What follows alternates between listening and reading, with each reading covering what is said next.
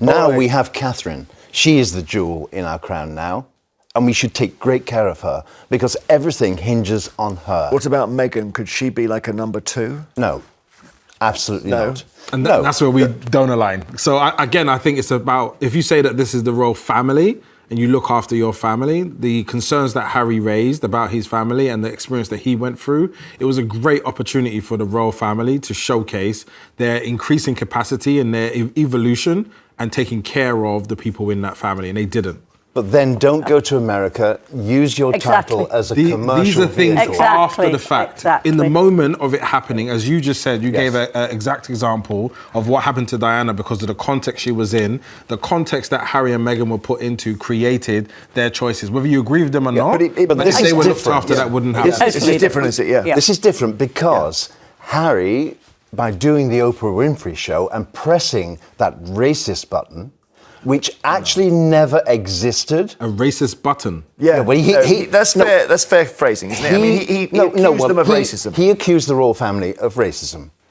I know the royal family. I worked with them for 21 years.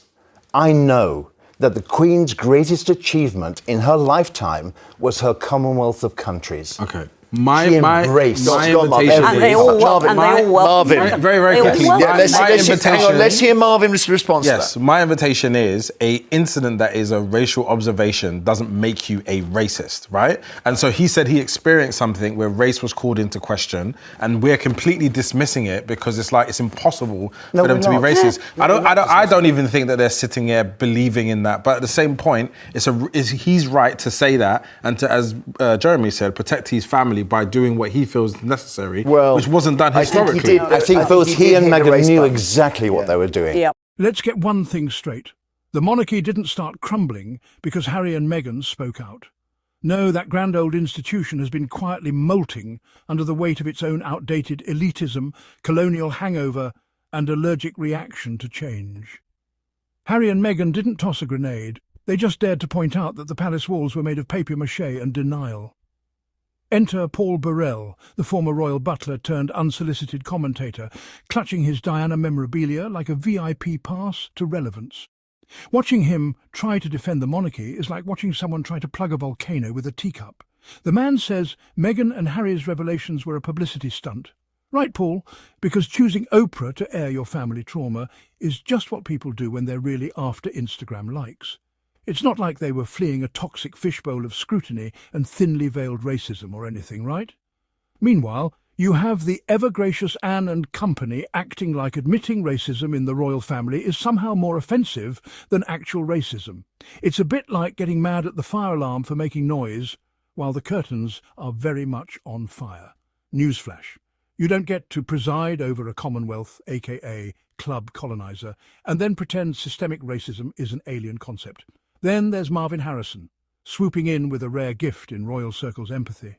He responds like a human being, listens, validates people's experiences, doesn't try to gaslight them into believing their trauma is just a PR tour. Revolutionary stuff. And let's talk about Meghan and Harry's exit. Not a royal tantrum, not an ego trip, but a mental health escape mission. Picture them fleeing the palace like it's the Titanic, only instead of icebergs, it's centuries of silent complicity and passive-aggressive press leaks.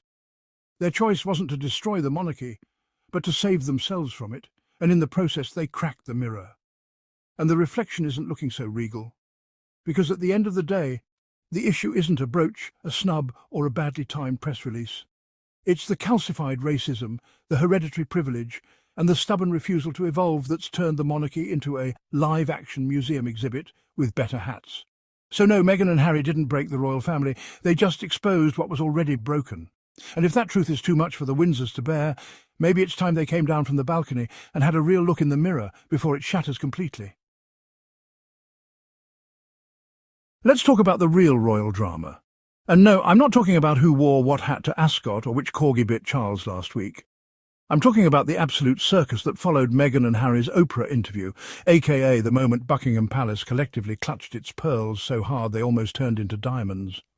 Now, you'd think a royal family with a literal Commonwealth under its belt, that charming euphemism for places we colonised, might pause for a second and say, Maybe racism could possibly exist in our centuries-old institution built on classism, colonialism, and bloodlines tighter than a Jane Austen marriage plot. But no. Instead, they wheeled out defenders like Paul I Knew, Diana Before It Was Cool. Burrell to discredit Meghan and Harry like they were auditioning for a Netflix drama and not living through racist abuse. Paul Burrell calling their experience a publicity stunt is rich, and not just because he's made a literal career out of dusting off Diana's ghost for tabloid exclusives. The man's been dining out on My Time with the Princess longer than Paddington's been carrying that marmalade sandwich, but suddenly now he draws the line at monetizing trauma? Please. What's wild is that Meghan and Harry didn't even name names. They didn't point fingers. They just sat down, looked tired, like we've been through a decade of royal nonsense, tired, and told their truth, and somehow the firm still managed to trip over itself with guilt, like it was in a Shakespearean tragedy, yelling, "How dare you accuse us of the thing we're obviously doing?"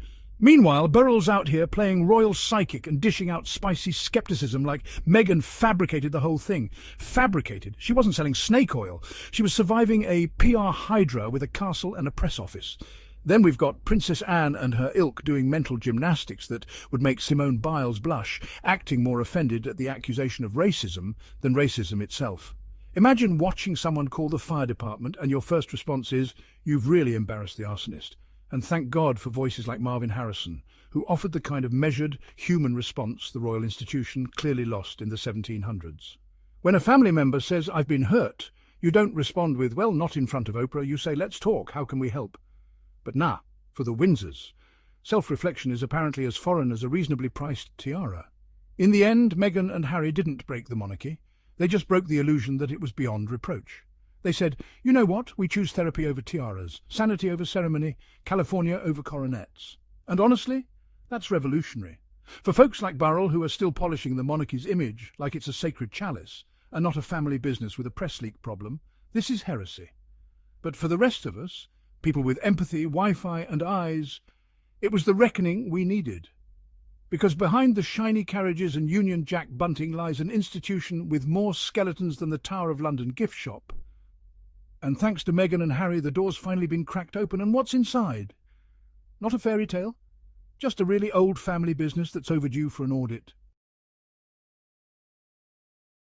Oh, Paul Burrell, the man who's been hanging on to Princess Diana's legacy like it's a lifetime subscription to Royal Weekly, really outdid himself this time, claiming Meghan and Harry's Oprah interview was just a publicity stunt. Bold move, Paul, bold move. It's like saying the moon landing was staged, but with more tiaras and fewer space helmets.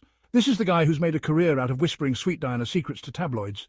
Yet suddenly he's the official royal truth-teller when it comes to racism and trauma. That's like the guy who eats all the snacks at the party, then yelling at others for being too loud. Talk about selective memory. Paul's desperate attempts to keep the monarchy's image as spotless as a Buckingham Palace ballroom after the Queen's annual dusting are nothing short of delusional. He'd rather throw Meghan and Harry under the royal carriage than admit there's some serious rust on the crown. It's like watching someone trying to fix a leaky pipe with glitter. Looks pretty, doesn't work, and floods the place anyway. Here's the truth bomb. Meghan and Harry didn't break the monarchy. They didn't drop a royal mic and run off stage to ruin the show. Nope. They just held up a mirror. And what they reflected back was a centuries-old cocktail of elitism, racism, and the classic royal refusal to actually grow up. But nope. According to Burrell and his merry band of fairy tale defenders, admitting the royal family might have a racism problem is somehow more offensive than the actual racism Meghan and Harry bravely called out. It's like being more offended that someone pointed out there's a rat in your palace than by the rat itself. Spoiler, the rat's real, and it's probably chewing on some ancient crown jewels as we speak. So yes, while Paul Burrell clings to his royal fairy dust and tries to gaslight the world into forgetting the very real pain the Sussexes endured, the rest of us can see the royal family's grand denial for what it is, a desperate, embarrassing attempt to protect an image that's been cracking for decades. And honestly, if denial was a sport, the monarchy would be winning gold. But maybe it's time they face the music, because fairy tales are great, but real change, that's what the world actually needs. Thank you all for watching. Hope you enjoyed the podcast. It's your host, Tyler. Love you all. Goodbye.